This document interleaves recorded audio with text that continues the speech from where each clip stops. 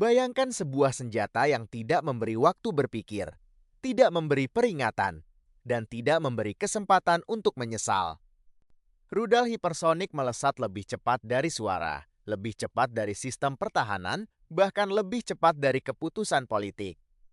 Saat ini, Rusia, China, dan Amerika Serikat sedang berlomba, bukan untuk menciptakan senjata terbaik, tapi untuk memastikan mereka bukan yang terakhir bereaksi.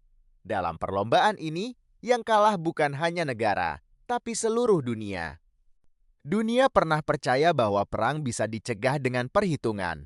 Radar, satelit, sistem peringatan dini semua dibangun agar manusia punya waktu berpikir sebelum bencana terjadi. Namun kepercayaan itu kini runtuh. Rudal hipersonik mengubah segalanya.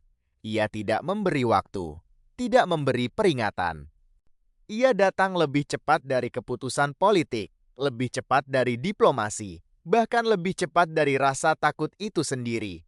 Dengan kecepatan di atas Mach 5, senjata ini bukan hanya memotong jarak, tapi memotong proses berpikir manusia. Dunia tidak lagi bertanya apakah kita akan diserang, melainkan apakah kita sempat sadar sebelum diserang. Perlombaan ini dimulai bukan karena ambisi, tetapi karena ketakutan. Ketakutan bahwa jika satu negara memilikinya, negara lain harus menyusul atau musnah. Rusia tidak memperkenalkan senjata hipersonik sebagai eksperimen, tetapi sebagai pernyataan. Saat Vladimir Putin mengumumkan Avangard dan Kinzhal, pesannya jelas, keseimbangan kekuatan telah berubah. Avangard diklaim mampu melaju hingga Mach 20, bermanuver di atmosfer rendah, dan membawa hulu ledak nuklir. Artinya, tidak ada sistem pertahanan Amerika atau NATO yang benar-benar siap. Rusia ingin dunia tahu bahwa era dominasi Barat telah berakhir. Bagi Moskow, hipersonik bukan hanya senjata, ia adalah alat diplomasi berbentuk ancaman. Sebuah cara mengatakan, jika kami diserang, balasannya tak terelakkan.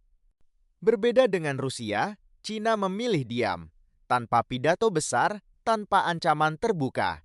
Namun uji coba hipersonik China pada 2021 mengejutkan dunia.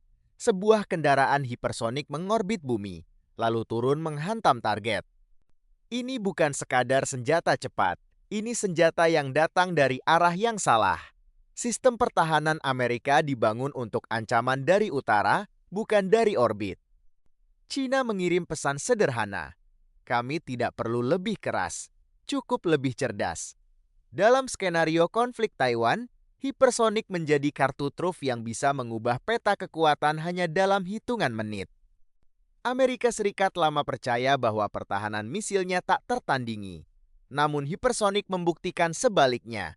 Triliunan dolar pertahanan mendadak terasa usang. Kini AS mengembangkan ARRW dan Conventional Prompt Strike, senjata non-nuklir yang mampu menyerang target global dalam waktu kurang dari 1 jam. Tapi pertanyaannya, apakah ini cukup cepat? Amerika tidak hanya berlomba dengan teknologi Rusia dan China, tetapi juga dengan waktu dan kepercayaan sekutunya. Jika gagal mengejar, dominasi global bisa berubah selamanya. Tidak seperti senjata nuklir, hipersonik belum diatur perjanjian global yang jelas. Tidak ada pembatasan, tidak ada inspeksi. Setiap uji coba memicu uji coba lain. Dunia kembali ke logika perang dingin, namun tanpa rem. Kesalahan kecil, salah baca radar, atau keputusan terburu-buru bisa berujung pada kehancuran massal. Dalam perlombaan ini, kecepatan menjadi segalanya dan kehati-hatian menjadi kelemahan. Mereka menyebut hipersonik sebagai alat pencegah perang. Namun sejarah selalu berkata sebaliknya. Senjata tercanggih justru mendekatkan manusia pada jurang.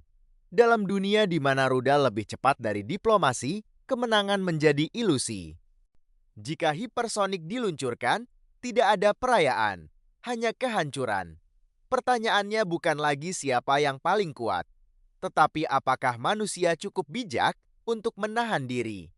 Karena dalam perlombaan ini, satu kesalahan bisa menjadi akhir permainan bagi semua. Perlombaan ini bukan tentang siapa yang paling kuat, tapi tentang siapa yang paling takut untuk tertinggal. Rusia, China, Amerika Serikat Masing-masing mengklaim senjatanya sebagai alat pencegah.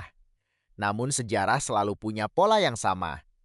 Setiap senjata tercanggih tidak pernah benar-benar mencegah perang. Ia hanya membuatnya lebih cepat, lebih singkat, dan lebih mematikan. Dalam dunia rudal hipersonik, tidak ada waktu untuk klarifikasi, tidak ada ruang untuk diplomasi, dan tidak ada kesempatan kedua. Jika tombol itu ditekan, kemenangan hanyalah ilusi. Karena pada akhirnya, dalam perlombaan ini, yang kalah bukan satu negara, tapi seluruh umat manusia. Demikian ulasan singkat tentang rudal hypersonic, senjata yang bisa mengubah dinamika militer global. Jika informasi ini bermanfaat, jangan lupa berikan like dan tinggalkan komentar agar kami tahu topik apa yang ingin kamu lihat berikutnya.